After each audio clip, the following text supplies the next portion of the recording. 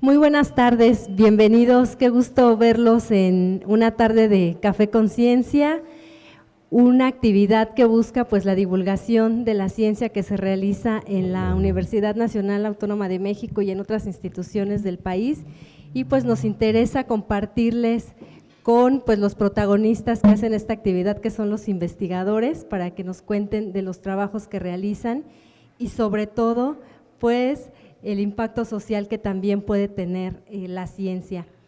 Esta tarde pues hablaremos de geoparques, nos da mucho gusto verlos y esperamos que haya muchas preguntas, muchas inquietudes. Solamente nos levantan la mano, por favor, y les pasamos el micrófono. Esa es la dinámica del Café Conciencia, ser una charla entre los investigadores y entre el público para que pues podamos ahondar mejor en el tema, comprenderlo mejor y sobre todo pues llevarnos reflexiones a casa.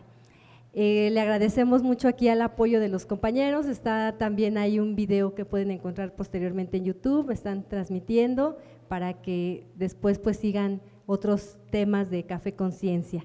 Y esta tarde pues le damos la bienvenida al doctor José Luis Palacio Prieto, él es investigador del Instituto de Geografía de la UNAM y viene a hablarnos de un tema que quizá cuando salimos a algún lugar y percibimos las formaciones rocosas, los relieves, todo lo que tenga que ver con geología, pocas veces nos detenemos a pensar que también es parte del patrimonio natural y que detrás de esas formaciones pues hay una historia y pues tiene un potencial que puede ser también aprovechado con fines de difusión de la cultura, con fines turísticos.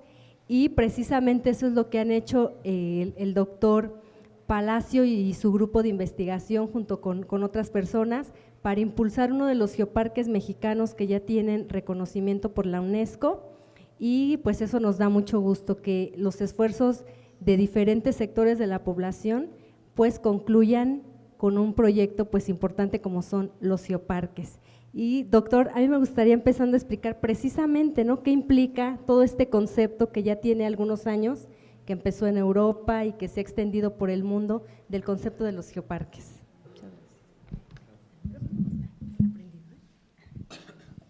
Bueno, no sé si alguien de los asistentes ha escuchado lo que es un geoparque o sabe lo que es un geoparque. Sí. ¿De dónde lo sacaste, compañero?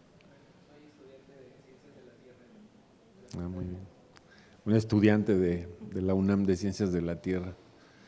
Los geoparques, pues es un tema normalmente novedoso, es un tema poco conocido.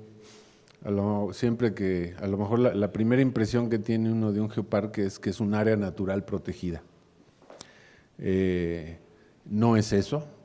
A veces podemos empezar definiendo lo que no es un geoparque. Algo que no es precisamente eso, un área natural protegida, lo cual no quiere decir que no sea susceptible de ser conservada y ser aprovechada. Muchas de las figuras de áreas naturales protegidas están enfocadas a la protección de un espacio que tiene un cierto interés o un cierto valor,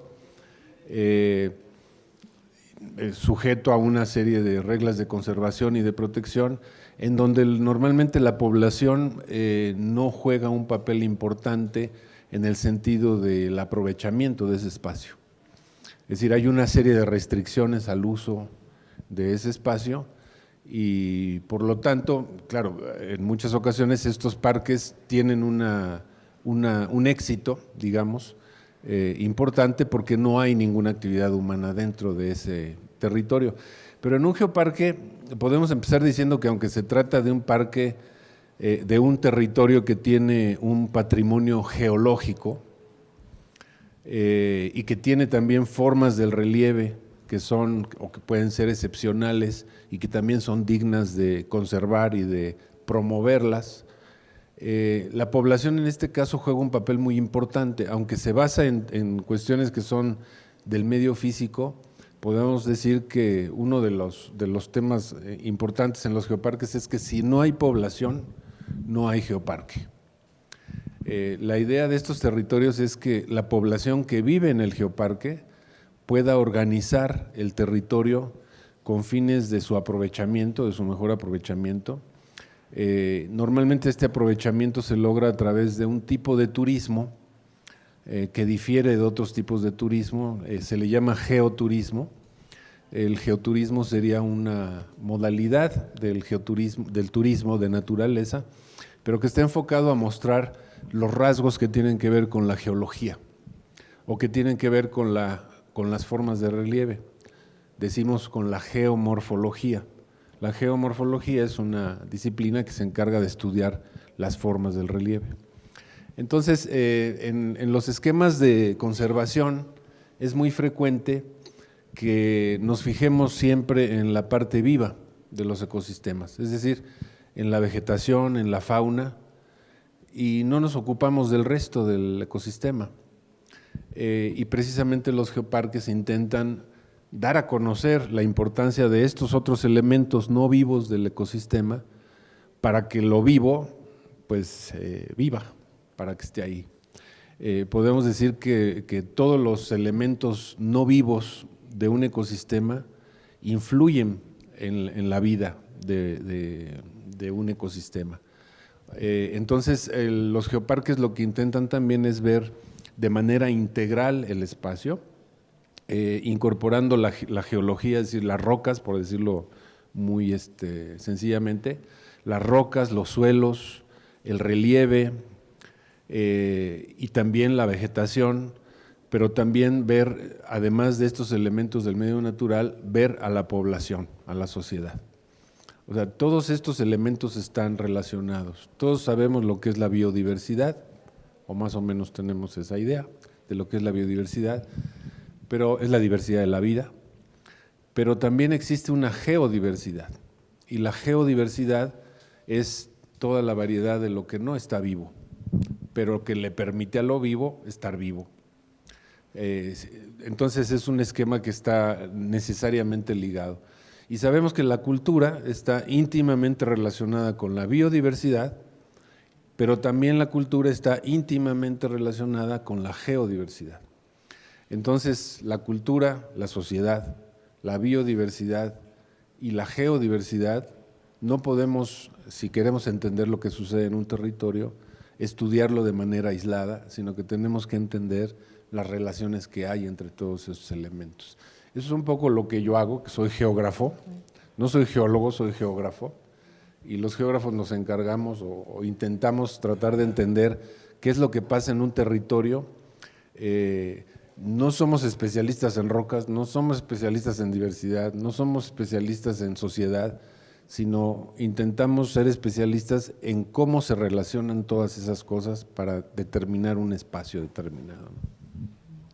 ¿Y cómo empieza Perdón, todavía no contesté que es un geoparque, pero iremos aclarándolo.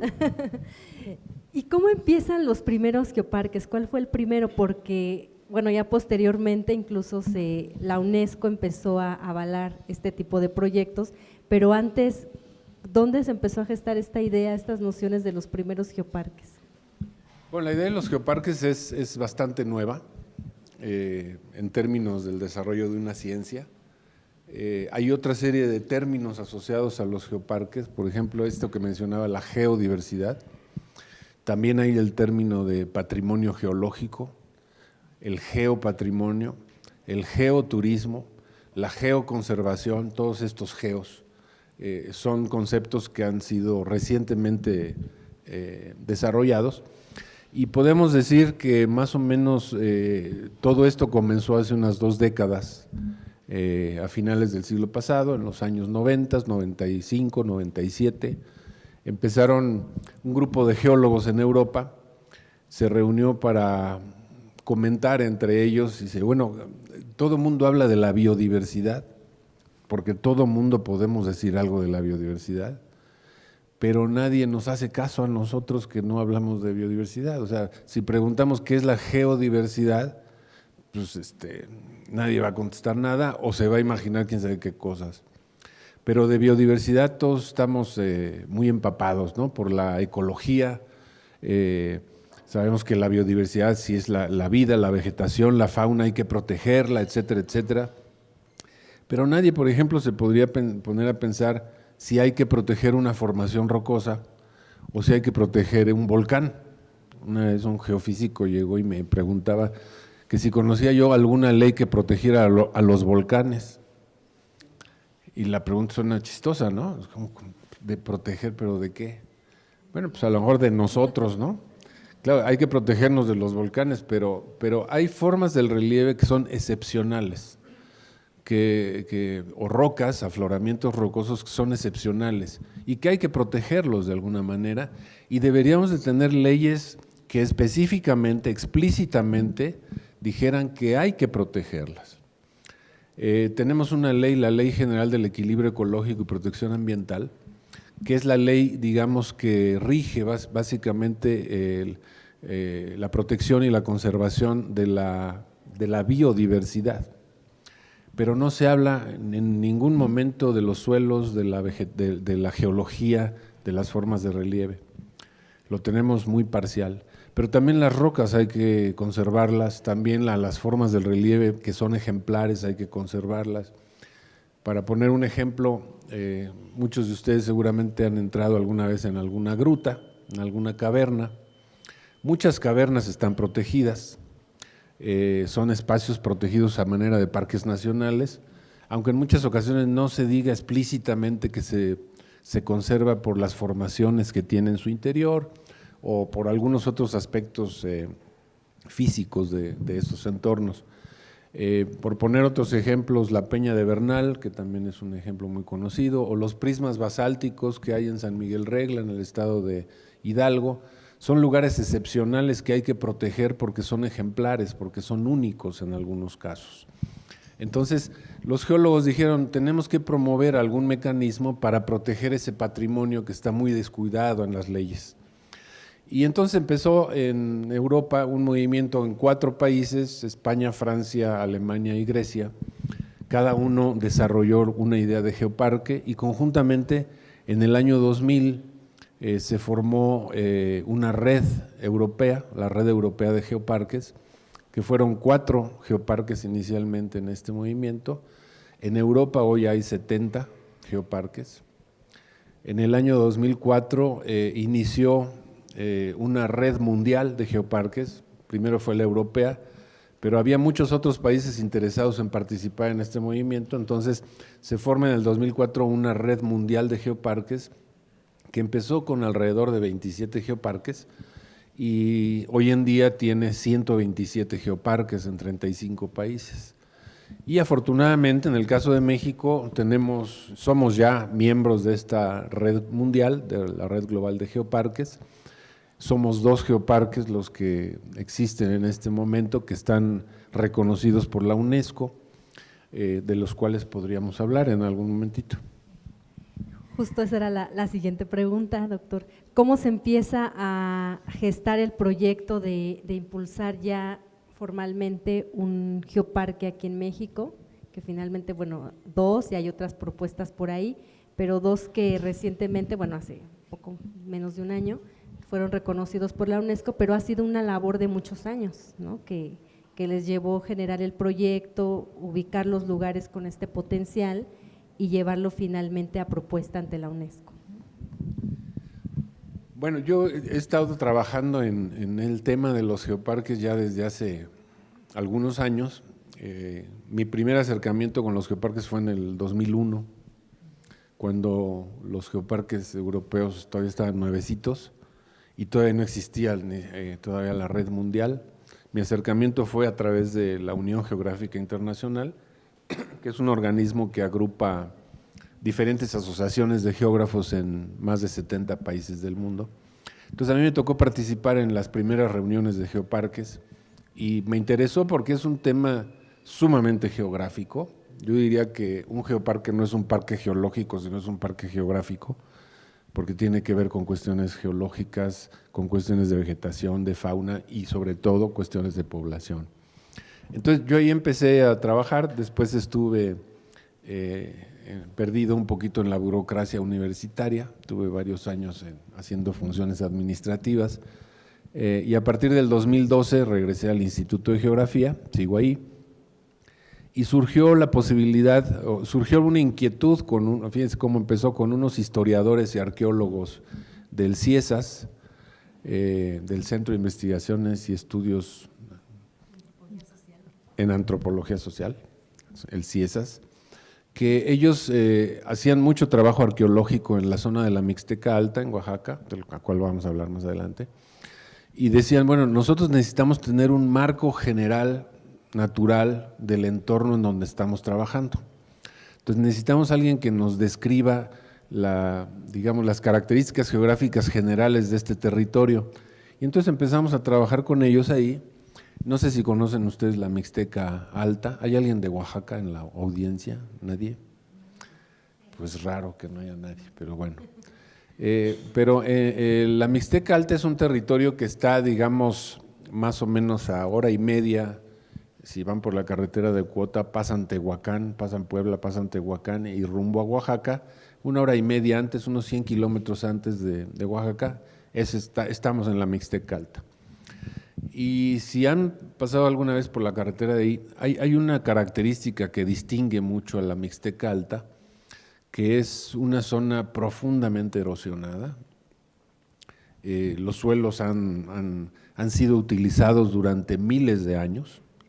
Es fascinante toda esa historia del uso del suelo, porque los mixtecos hace más de 3,000 años empezaron a desarrollar una agricultura que fue muy eficiente para mantener una población que llegó a ser 50,000 habitantes en los valles de Nochistlán y Yanguitlán, que hoy tienen mucho menos población que eso, pero que hace 1000 años o hace 500 años, en la llegada de los españoles, había más población que veía satisfechas todas sus necesidades alimentarias a través de una agricultura, de un desarrollo de la agricultura muy eficiente. Eficiente en términos de producción de alimentos, pero que también le pasó factura al medio ambiente.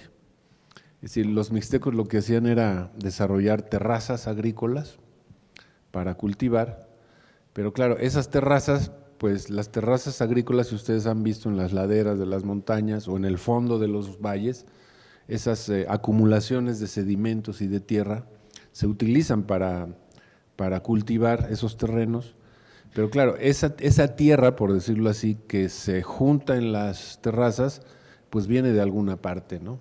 Es decir, viene de la erosión que hay en las partes altas de las montañas.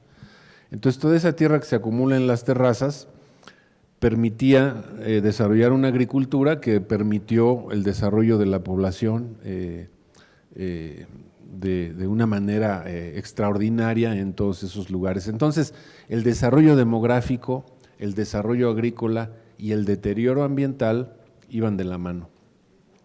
Con la llegada de los españoles se introducen una serie de cambios en el sistema agrícola. Se introdujo ganado, que obviamente tuvo un impacto muy importante sobre la tierra, pero tal vez el impacto más importante que hubo al llegar a los españoles fue una disminución drástica de la población. Esta disminución drástica de la población se debió fundamentalmente a las muertes ocasionadas por las epidemias, para las cuales los que vivían en este territorio pues no estaban preparados, no tenían las defensas suficientes. Esa es una de las hipótesis, ¿verdad? Entonces hubo una disminución de la población de tal manera que la población que se encargaba de la agricultura y de mantener funcionando la agricultura ya no fue suficiente, se descuidaron los campos de cultivo y entonces empezó una segunda fase de erosión que le da a la Mixteca Alta su huella distintiva. Son terrenos profundamente erosionados. Siempre que uno habla de erosión, uno piensa en cosas absolutamente negativas, pues ciertamente no vamos a hacer fiesta con eso, pero son procesos de la naturaleza. La erosión existe, a veces el ser humano le echa la mano para que avance más rápidamente, pero la erosión existe siempre. Lo que sucede aquí es que es una erosión de alguna manera inducida o provocada por una actividad humana, y esto da como resultado un paisaje, algunos lo catalogan como un desastre ecológico, pero ahora si lo vemos desde otro punto de vista, si tienen ocasión de ir, desde el punto de vista estético, tiene un valor extraordinario. Vamos a ver algunas fotografías. Podemos si ya tenemos empezar a ver tiempo. algunas imágenes de Te voy a pedir si Mixteca podemos, Alta. lo que pasa es como yo tenía pensado más o menos una charla más o menos hilada, pero no me sabía el formato, ¿verdad? Podemos avanzar, más. Ahorita regresamos si quieren a esas para explicarlas, porque son también interesantes y hablan un poquito de la necesidad de proteger las cosas, ¿no? Están bastante más adelante, perdón. Es un territorio interesante, por aquí ya estamos en la Mixteca. ¿Podemos regresar al anterior, perdón? ¿Antes? Y antes, ahí. Bueno, aquí es para que se ubiquen ustedes dónde está el Geoparque. Hoy se llama Geoparque Mundial UNESCO, de Mixteca Alta, que está en Oaxaca. Aquí estamos en el centro de México. ¿No tiene señalador? Bueno, abajo a la derecha se ve dónde está este cuadrito rojo. La Mixteca es una zona bastante amplia. En realidad el geoparque abarca solamente una parte de la Mixteca Alta. El geoparque tiene 415 kilómetros cuadrados. Dirán ustedes, pues está muy grandote, ¿no? Bueno, hay geoparques que tienen 6,000 kilómetros cuadrados. No piensen ustedes que es un parque tipo Chapultepec, que está la reja y uno entra y hay un guardia, no. El geoparque está constituido por 9 municipios. El límite del geoparque son los límites municipales de esos 9 municipios. Los 9 municipios participan en el proyecto. Es una población predominantemente indígena, mixtecos, que se manejan por usos y costumbres, no son partidos políticos. Qué bendición, ¿no? No son partidos políticos, sino son usos y costumbres. Ellos definen sus autoridades y tienen un sistema de cargos por medio del cual asignan funciones a los miembros de la población. Ahora sí, ¿le pasamos? La Mixteca es una de las zonas culturales entonces más importantes de lo que hoy conocemos como Mesoamérica. Y aquí tenemos una fotografía en donde se ve precisamente todos los estragos causados por la erosión. Es un paisaje que a lo mejor desde ahí pueden darse una idea de que todo lo que ven de color rojizo es la roca, digamos, que ha sido expuesta por la erosión, dado que la vegetación y el suelo ha sido removido por la erosión. Entonces, esta erosión, como decía, tiene una historia que se relaciona con el desarrollo demográfico de esta región y es ejemplar. Es decir, si alguien quiere saber lo que es la erosión, este es el mejor lugar para aprender lo que es la erosión. Y la erosión es un tema que tenemos que entenderlo. ¿Para qué? Pues si no lo conocemos, difícilmente podemos prevenirlo o podemos crear conciencia en el gran público acerca del problema que genera la erosión. Hay otros problemas asociados con un ambiente de este tipo. La falta de actividad económica también provoca una alta migración. Esta es una zona de alta expulsión demográfica, pocas oportunidades de empleo. Y el Geoparque en este sentido ha venido a ser un proyecto en donde la gente se involucra. La población local tiene que gestionar el proyecto. Son ellos los que van a desarrollar las actividades, a través de empresas comunitarias, empresas locales, creadas por ellos. Una de esas empresas es precisamente el turismo. Entonces tenemos guías de naturaleza. ¿Le podemos pasar las siguientes, por favor? La siguiente. Ese es otro ejemplo. No me voy a detener en explicar cada cosita, pero cada uno de estos sitios que ven ustedes tiene una historia detrás, una geología particular, un desarrollo particular que da como consecuencia un paisaje que normalmente es ignorado, pero que al tener una historia y comprender esa historia uno aprende a apreciarlo. Recuerden ustedes que las cosas no se pueden, y por ahí hay una frase de un ambientalista senegalés, Baba Dioum, que él decía, si yo no lo conozco, no lo conservo. Entonces, pero si yo sé de qué se trata, yo lo voy a poder apreciar, lo voy a tener a conservar y a proteger. Es decir, lo que nos dice este ambientalista es que las cosas que yo no conozco, que no sé su importancia, jamás me voy a preocupar por conservarlas. Y las cosas no me van a gustar si no sé lo que hay detrás de ellos. Es un problema de educación. Y nosotros decimos en el argot que se trata de un problema de geoanalfabetismo, ¿no? O sea, como que la gente no, las personas no tienen ese conocimiento de lo que es el geo y por lo tanto no le prestan mayor atención a la protección, ¿no? Incluso, bueno, los mismos habitantes previo al geoparque tampoco estaban tan conscientes de este valor de estar rodeados de este territorio, o ya lo tenían y justo se impulsó esta… Yo creo que había, bueno, ha sido un aprendizaje, porque nosotros estamos en la UNAM, llegamos al territorio, pero cuando uno hace un proyecto de geoparque, uno tiene que llegar con mucha disposición a aprender cosas, más que a enseñarlas, ¿no? Nos hemos encontrado con estos territorios tienen un conocimiento tradicional de miles de años que se han acumulado aquí. Y todas estas personas nos pueden explicar exactamente las mismas cosas que nosotros explicamos, nada más que nosotros inventamos nombres raros. Y hablamos de la erosión hídrica, ¿no? O erosión subsuperficial y sufosión. Se nos quedan viendo, ¿y qué es eso? Cuando les explicamos, sí, por supuesto, y aquí ven ustedes esto y esto, pero nos lo explican con otras palabras. Y ese es el valor, ¿no? Porque al final de cuentas, las personas que van, los visitantes que van a estos lugares, no necesitan aprenderse nombres raros, necesitan entender lo que están viendo.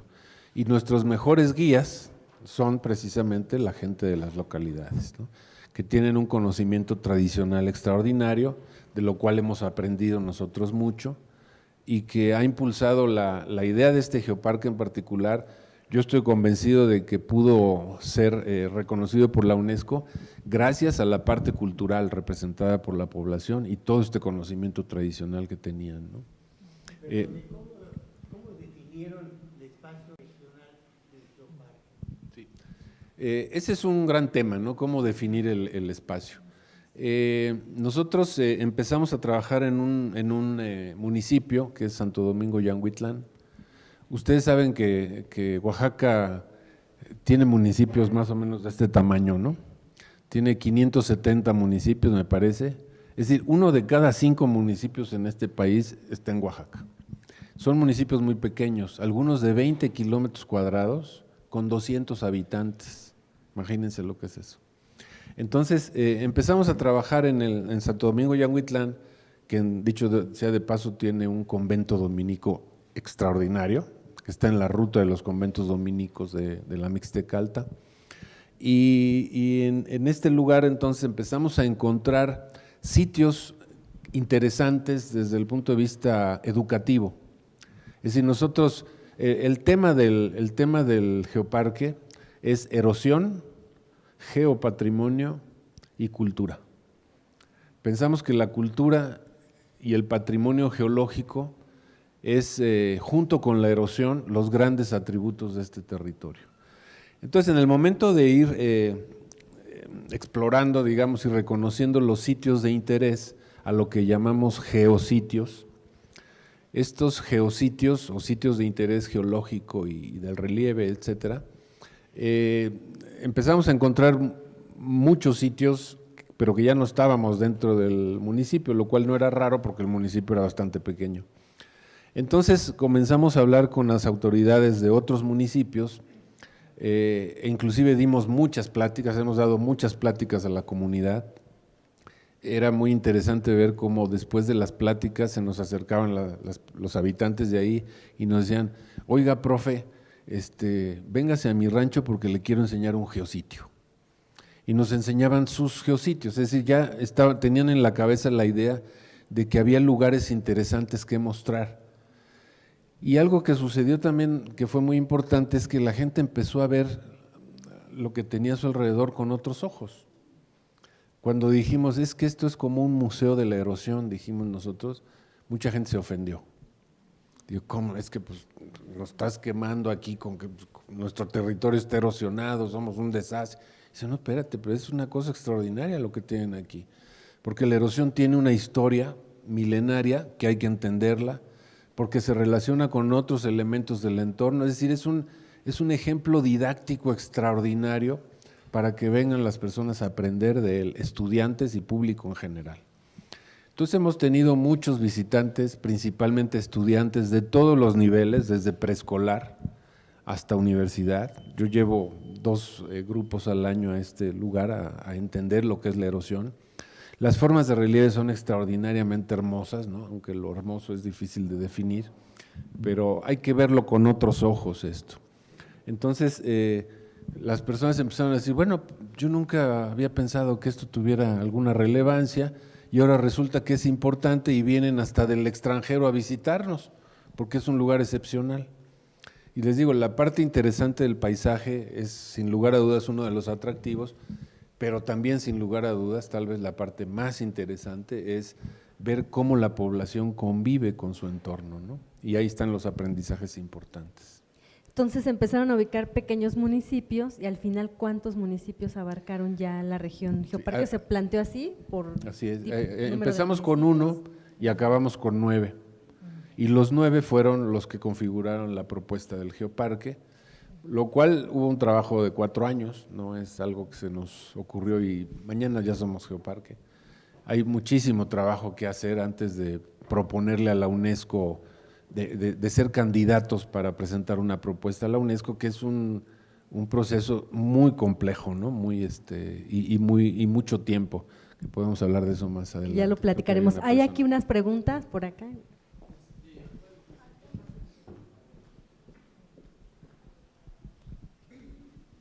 Buenas tardes, me llamo Israel. En cuestión del norte, también hay mucha erosión, hay una factibilidad de que haya un geoparque, ¿en ese sentido? Hay geoparques de muchos tipos, de hecho cada geoparque tiene un tema. El tema sin lugar a dudas de este geoparque es la erosión. Hay el otro geoparque que hay en México, que es el geoparque de la comarca minera. Son 9 municipios también, no quiere decir que sea requisito que sean 9 municipios, coincidió que son 9 municipios, pero en este caso son 1,600 kilómetros cuadrados, es decir, 4 veces más grande que el nuestro. Son 9 municipios que están en el estado de Hidalgo.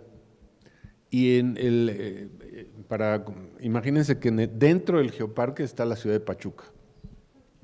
Huasca, Mineral del Monte, Real del Monte, etcétera, Totonilco, los prismas etcétera. basálticos. Los prismas basálticos que están en el municipio de Huasca serían un geositio del Geoparque Comarca Minera, por ejemplo.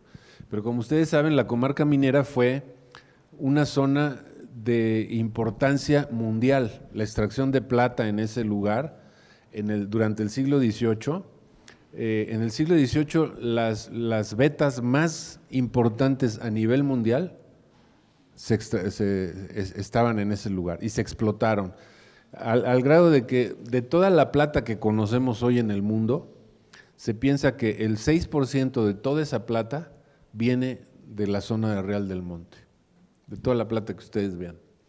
Entonces, un 6% a nivel mundial. Entonces, eso demuestra la importancia que tenía esto en la época de Pedro Romero de Terreros, que era el hacendado minero de la región. Entonces, con esto lo que quiero decir es que cada sitio tiene una particularidad que lo distingue de los demás, y así como en este caso es la erosión, la cultura, lo que distingue este geoparque, otros pueden ser la minería o la historia de la minería. En otros casos podemos tener unas formas como las cavernas, que es un tipo de paisaje que en términos especializados se conoce como karst o carso. El carso es todas las formas de cavernas, por ejemplo, para decirlo en forma sencilla, es parte del carso. Entonces hay algunos geoparques que tienen unas formas extraordinarias derivadas de cavernas, por ejemplo, y eso puede ser otro geoparque. Entonces podemos tener geoparques de distinta naturaleza, geoparques volcánicos. Por ejemplo, hay una propuesta que se sometió se sometió en noviembre del año pasado, en 2017, que es el volcán Tacana. que es un volcán, una estructura volcánica gigantesca, activa, que se encuentra en los límites entre Chiapas y Guatemala. Entonces es una nueva propuesta que hay.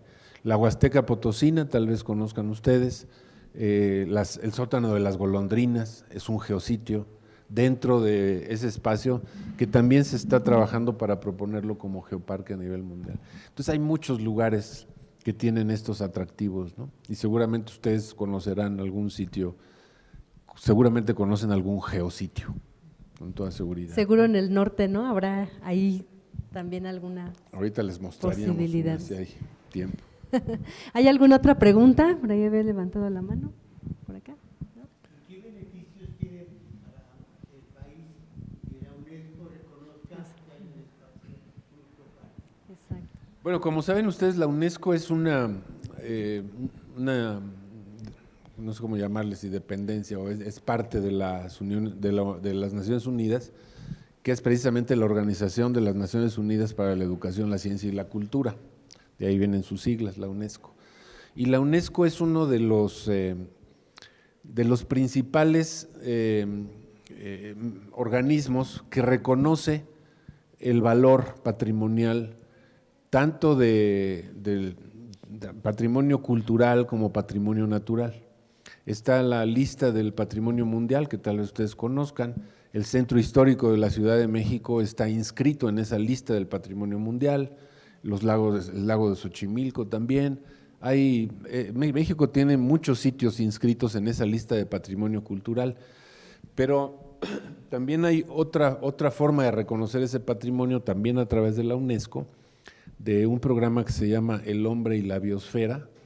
Ya están pensando cambiarle el nombre por aquello de la igualdad de género, y que no sea el hombre y la biosfera, sino, no sé, será la humanidad y la biosfera, no sé, en donde se protege precisamente los sitios que tienen un valor importante, destacado en términos de la biodiversidad. Y hay reservas de la biosfera, por ejemplo.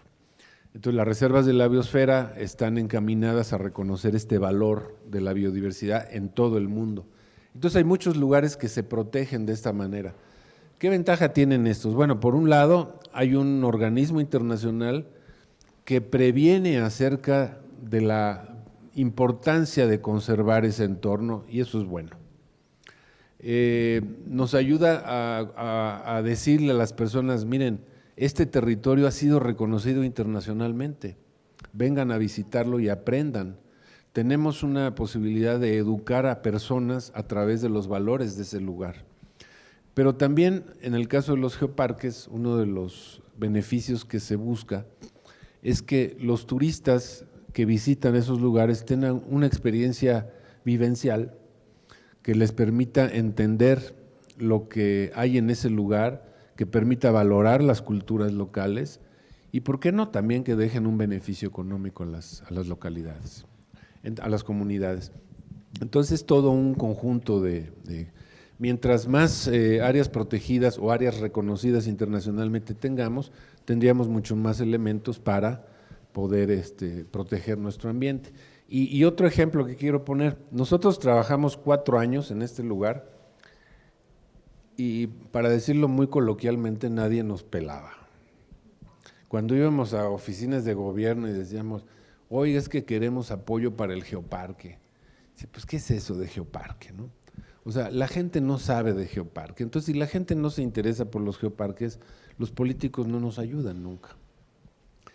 Cuando salió finalmente, después de un gran esfuerzo, el reconocimiento de la UNESCO, entonces muchos políticos empezaron a voltear y decir, oye, lo logramos, ¿no?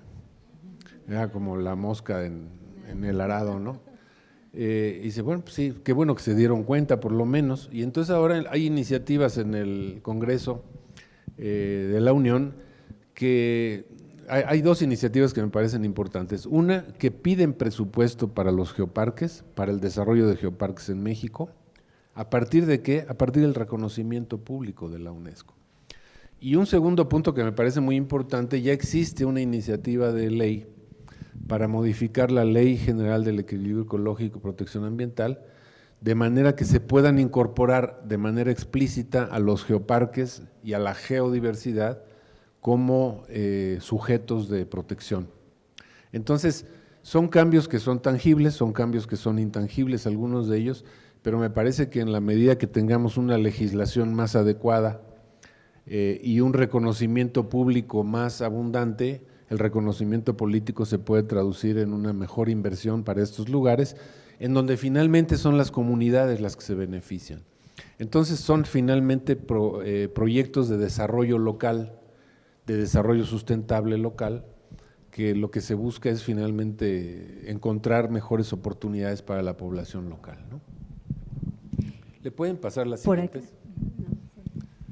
¿Y cómo se le va dando ya seguimiento, ¿no? A partir de que les dan el reconocimiento, ahora ¿cuál es la labor que están realizando o ya ahorita ya es la población la que está ya ejecutando el proyecto? Sí, la UNAM tiene un papel básicamente de asesor. Es decir, la UNAM obviamente promovió el proyecto, se planteó en muchas asambleas, en cada municipio hay una asamblea general, que eso es la que toma decisiones. Entonces hubo que ir muchas veces a las asambleas a presentar los proyectos y no una vez, sino muchas veces. Si a esto le podemos añadir que las autoridades cambian de manera más o menos constante, entonces podrán ustedes imaginar que el trabajo de presentación de estas propuestas es también constante, no hay que bajar la guardia en ningún momento.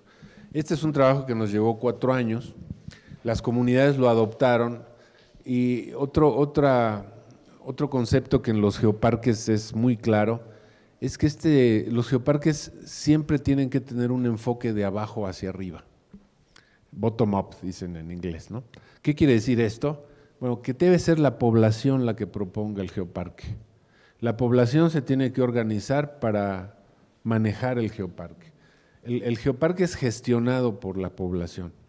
Lo que nosotros hacemos es simplemente asesorar en términos científicos, en términos más técnicos, ubicando, por ejemplo, los sitios de interés y explicando, digamos, los procesos que se pueden apreciar en cada uno de estos lugares. Este, por cierto, es uno de los… Otro geositio con unas vistas verdaderamente espectaculares, terrenos sumamente erosionados. ¿Pueden pasar la siguiente, por favor? Este es otro espacio. Hay muchos detalles de la geología que se podrían explicar aquí, no me puedo detener en eso. La siguiente. Este es un perfil en la carretera. No sé si ustedes se fijen en los perfiles de la carretera, pero son hermosísimos, es geoarte, ¿no? Hay incluso una línea de trabajo que le llaman, es algo así como geoarte, land art, le llaman, ¿no? En inglés. Pero vean la cantidad de colores que hay aquí, es verdaderamente muy atractivo, independientemente de todo lo que nos dice un corte de la carretera con esta variedad de rocas que se aprecian aquí. La siguiente, por favor. Esta es una compañera de ahí esta es una maravilla que nos encontramos, no me refiero a la roca, sino a la niña esta que está junto a la roca. Se llama Xochitl. Xochitl es geógrafa y vive en Santo Domingo, Yanguitlán.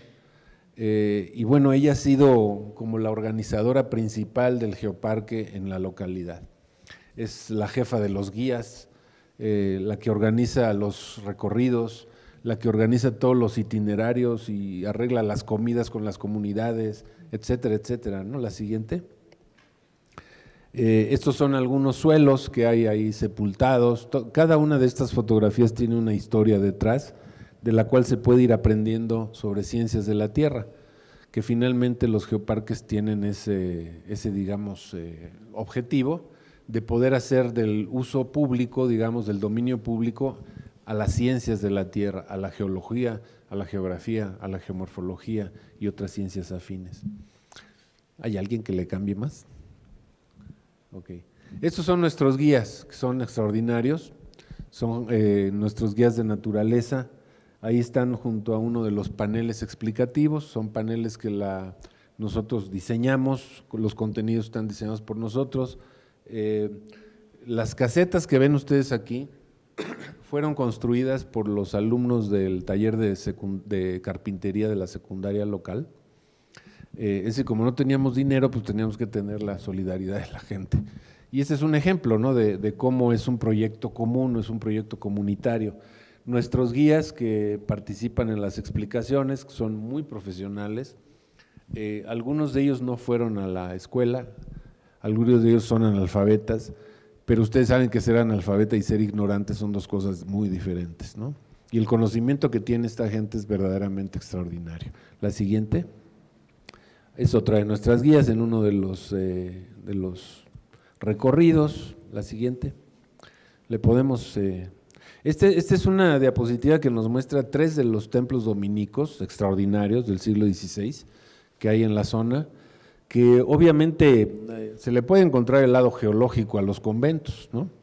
Finalmente están constituidos de un tipo de roca, que es un tipo de roca muy particular que se presenta en las localidades. Tenemos ubicadas las canteras de donde se sacaron estos materiales desde el siglo XVI, y bueno, lo que hay adentro de estos conventos pues es un arte sacro extraordinario. La siguiente. Este es el retablo del templo de Santo Domingo Yanguitlán, que por cierto este tiene obras de arte pintadas por Andrés de Concha, que fue el pintor que hizo las pinturas de la catedral en México, en la Ciudad de México. Entonces, un órgano del siglo XVIII también extraordinario, que insisto, algunas de estas cosas no son geo, pero pues no hay que dejar de visitarlas, ¿no? Si uno está ahí, por supuesto. La siguiente. Este es un centro de interpretación, el Centro de Interpretación del Geoparque. Verán ustedes que se trata de un edificio extraordinario. En realidad este edificio no fue hecho para el Centro de Interpretación, era un parador turístico que hicieron hace unos 12 años y que desde que se inauguró, que incluso fue el entonces presidente a inaugurarlo, desde que se inauguró no se volvió a usar. Entonces el Geoparque tiene la posibilidad, podemos pasar la siguiente, tuvo la posibilidad de recuperar ese espacio y de empezar a meter cosas del Geoparque para que pudieran ser explicadas. La siguiente. Este es un ejemplo. Si ven ustedes en la parte de abajo, un poquito a la derecha, hay una maqueta de un volcancito. Esta es una maqueta del Instituto de Geología, también de la UNAM, y la idea es una simulación de una erupción volcánica que a todos les encanta, chicos y grandes, ¿no? Entonces aquí está, es una demostración que hicieron, es un centro educativo, donde se enseñan cosas que a lo mejor en la escuela no nos enseñan, ¿no? Y mucho menos en algunas de las escuelas de la localidad. Entonces se hacen actividades educativas, se hacen demostraciones de fenómenos geológicos para que la gente se vaya acostumbrando y para que vaya apreciando el entorno, ¿no? La siguiente. La parte de la religiosidad de las comunidades es extraordinaria, es un conocimiento tradicional, es el respeto a la tierra. A veces llegamos nosotros y nos metemos a una cueva sin preguntar, y en alguna ocasión que nos metimos a una de las cuevas nos decían, momento, hay que pedir permiso. Dice, bueno, pidamos permiso. ¿A quién le pedimos permiso? Pues al dueño del lugar. Muy bien, ¿dónde está el señor o señora dueño del lugar? Es el dueño del lugar, o sea, no entiendes, o sea, no es alguien tangible, pero todos los lugares tienen un dueño y hay que pedirles permiso para entrar, para que no nos haga daño y para que nos vaya bien en la entrada. Y es parte de la religiosidad que hay que entender. Las cavernas son las entradas al inframundo, ¿no? Y hay que entender esos valores de estas personas, y lo que hemos aprendido con ellos pues, ha sido verdaderamente extraordinario, ¿no? La siguiente. Este es un valor extraordinario del lugar, que es la alfarería, perdón, la alfarería es, si se ponen ustedes a ver, la alfarería es barro, y el barro es un producto geológico. Y hay que saber en dónde encontrar el barro y qué características tiene para poder hacer lo que estamos viendo aquí. Se hacen las piezas de una manera además única. Estas piezas que ven ustedes aquí, que tienen estas manchas negras, son piezas que se hacen a mano, cada pieza es distinta, parecidas pero diferentes. Se cuecen, se meten al horno, salen al rojo vivo, muy calientes, y se les rocía con un líquido hecho a base de un extracto de un tipo de encino en particular. Entonces el manchado pues obviamente da como resultado piezas diferentes, y si ustedes llegan a ver una pieza de este tipo, manchada de este tipo, viene de Santo Domingo Tonaltepec, que es uno de los municipios del Geoparque. Es un patrimonio que estamos empeñados en recuperar porque se está perdiendo, 8 familias lo trabajan únicamente, pero su importancia, la importancia de este patrimonio fue trascendental para que la UNESCO reconociera el geoparque como tal. Y es un geoproducto, al final de cuentas, es un producto hecho con materiales de la tierra, ¿no? ¿Hay alguna pregunta? ¿Alguna pregunta, Perdón. por favor? Vamos a ir por ahí. En este respecto de los geoparques que tiene la comunidad, las comunidades, ¿cuál es la diferencia? ¿Cuál podría ser la diferencia con las áreas naturales protegidas y estos geoparques? Porque siempre como que se puede hacer algo si a mí me apoya pues una normatividad de cualquier cosa y sabré si estoy haciendo algo bueno o malo para esa comunidad, podré argumentarla, ¿sí? ¿Hay alguna normatividad que pudiera apoyar una actitud de investigación, de desarrollo, de protección con estas áreas naturales protegidas? Y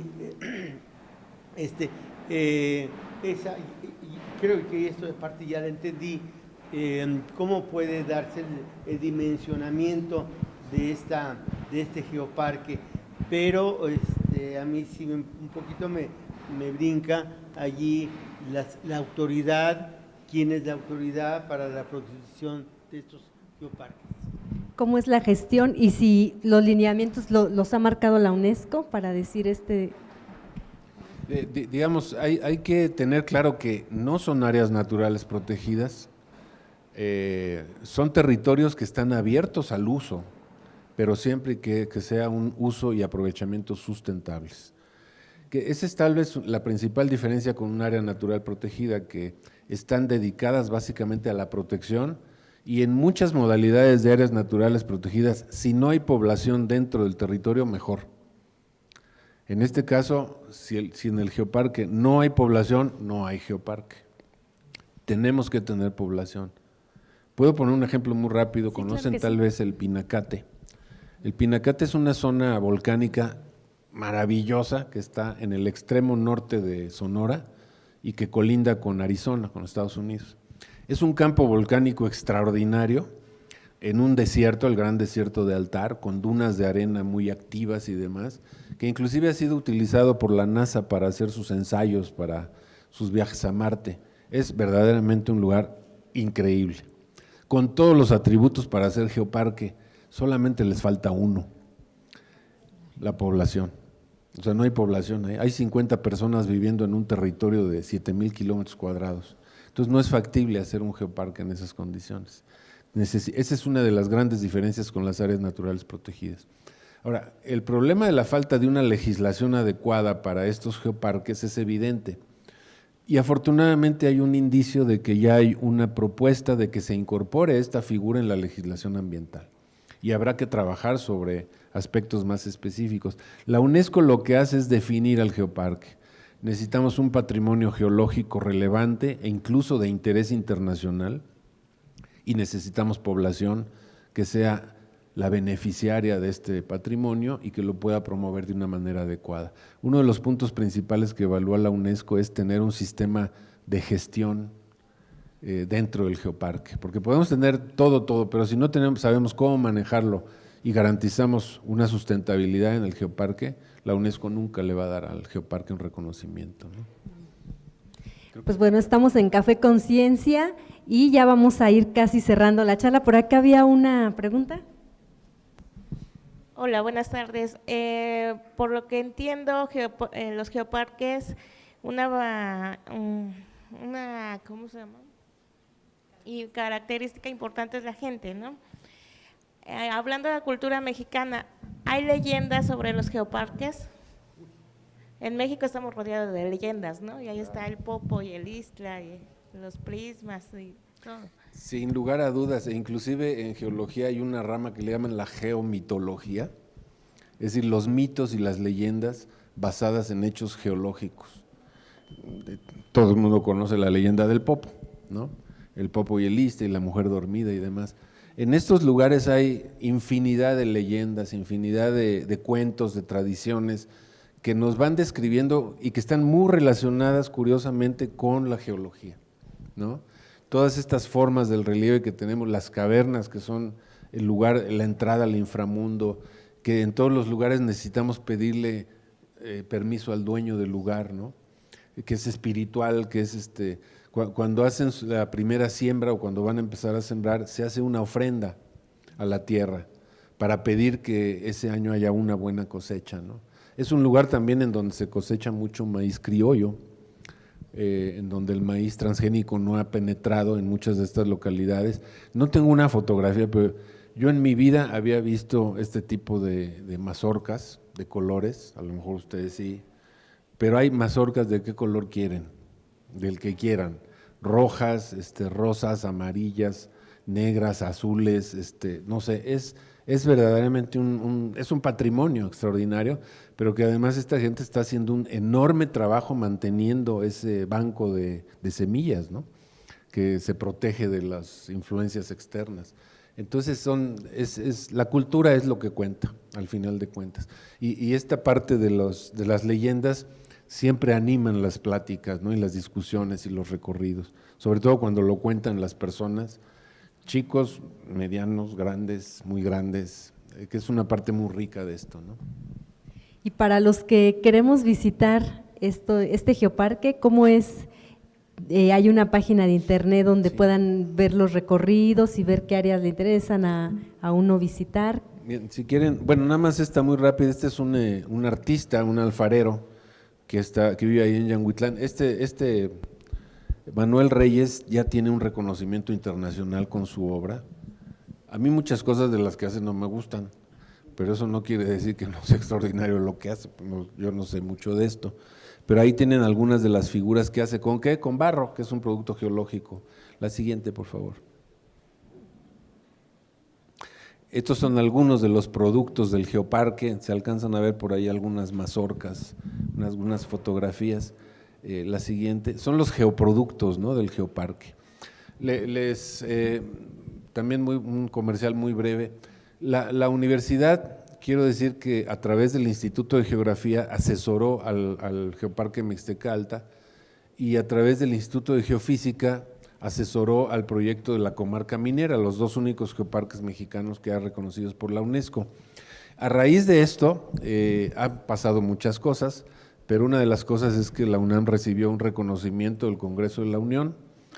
Yo no recuerdo un reconocimiento a la UNAM por un trabajo específico, como es el caso de los geoparques, pero además el rector Graue decidió conformar un seminario universitario de geopatrimonio y geoparques.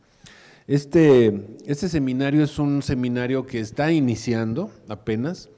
La primera reunión, vamos a tener reuniones mensuales a partir del mes de marzo, a través de conferencias y a través de cursos en geoeducación, geoturismo, publicaciones, recorridos, etcétera, que se van a hacer. Es un espacio académico básicamente que está abierto a todo el público que pueda interesarse en estos temas. Se llama SUGEO. Si buscan ustedes SUGEO como tal, van a encontrar información. Y podemos pasar la última. Y en esta última diapositiva, una más. En esta última diapositiva viene algo de información sobre los dos geoparques.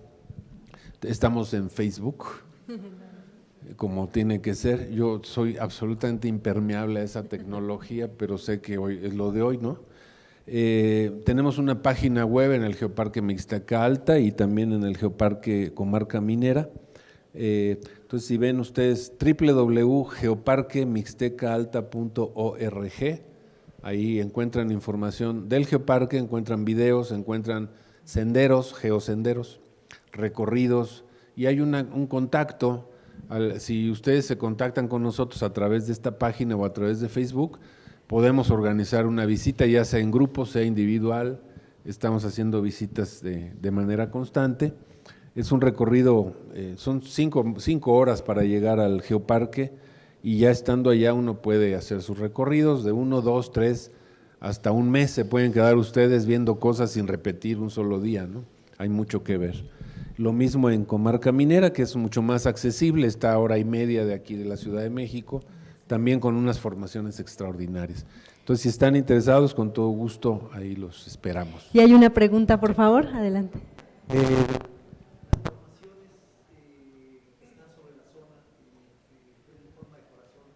Ah, sí. Hay un geositio que le llamamos Los Corazones, que son es una forma derivada de la erosión que tiene forma de un corazón y que todo el mundo lo conoce y todo el mundo va y se toma la foto. El otro día hacíamos bromas que se puede uno ir a cazar a la iglesia de Yanguitlán y después irse a tomar la foto a Los Corazones. Estamos pensando en ese paquete, vamos a ver si alguien se anima. Y si no se casan, pues no importa, se pueden ir a tomar la foto con el corazón. Pero ese es uno de los lugares emblemáticos, ¿no? Porque ahí lo que se alcanza a ver es muy fácil el tipo de roca, que es este tipo de roca roja, ¿no? Que le llamamos formación Yanguitlán, precisamente, es un tipo de roca específico, que tiene mucho que ver con toda la historia del lugar, porque es una roca muy fácil de erosionar, por lo tanto muy fácil de acarrear y de formar terrazas a partir de ese material, etcétera, etcétera, ¿no? Todas estas relaciones. Pero sí, sin lugar a dudas, ese es un geositio de uno de los geosenderos más recorridos de todo el geoparque, ¿no? Gracias por la pregunta. Y finalmente, doctor, ya para concluir, ¿qué nos podría decir a lo largo pues de esta experiencia, ¿no? Ustedes como geógrafos, en donde está interviniendo pues también la población en este tipo de proyectos, ¿qué reflexión final le queda, ¿no? De haber trabajado este tema y de estar continuando y de que esperamos que haya más geoparques aquí en México?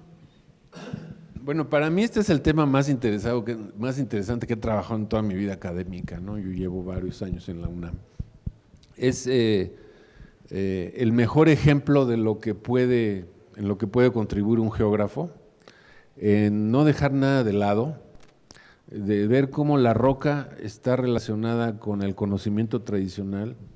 O sea, la cultura al final de cuentas es el resultado de la interacción de la sociedad con su entorno. Lo podemos ver en cualquier sentido, en la comida, véanlo. Alguien en Sonora jamás va a hacer cochinita pibil, ¿no? O alguien en Noruega jamás va a hacer tacos al pastor, no sé, porque le faltan los ingredientes, ¿no? Y los ingredientes vienen de su entorno. Entonces, esta relación que hay entre la sociedad y su entorno y todos los elementos del entorno, para mí como geógrafo es el elemento más importante que como geógrafo puedo estudiar. Y evidentemente este tipo de territorios ofrecen todas las facilidades para desarrollar este tipo de trabajos. Pero además hay que pensar que este tipo de trabajos tiene una utilidad práctica y que tiene un impacto en la población, que estamos empezando con esto. Yo me quedo con la experiencia más grata de haber conocido y de estar trabajando, tener el privilegio de trabajar con la gente que les he mostrado aquí, de la cual he aprendido mucho, y con los cuales hemos hecho una relación extraordinaria. Ellos han venido a la UNAM, alguno de ellos pudo ir a una reunión de geoparques en Inglaterra, porque a veces, y yo lo decía en una reunión reciente, todas estas personas que nos ayudan al día a día a que el geoparque salga adelante, son los que nos permiten luego a los académicos estar en un congreso en Europa, ¿no? Por ejemplo, pero ellos nunca van. Y es bastante injusto eso, ¿no? Entonces se está promoviendo también un proyecto, un programa en el cual los que realmente hacen que esto funcione puedan asistir, ¿no? Y que una persona de estas salga de su entorno por primera vez y que se enfrente a conocer un mundo verdaderamente diferente e impactante, es una experiencia de aprendizaje y también una muestra de agradecimiento hacia ellos, ¿no? Por todo lo que nos dan. Entonces yo me quedo con esa parte, ¿no? Pues muchas gracias a todos por habernos acompañado en esta charla tomando café, hablando de geoparques, y pues les agradecemos mucho al equipo aquí de producción de la Biblioteca Vasconcelos.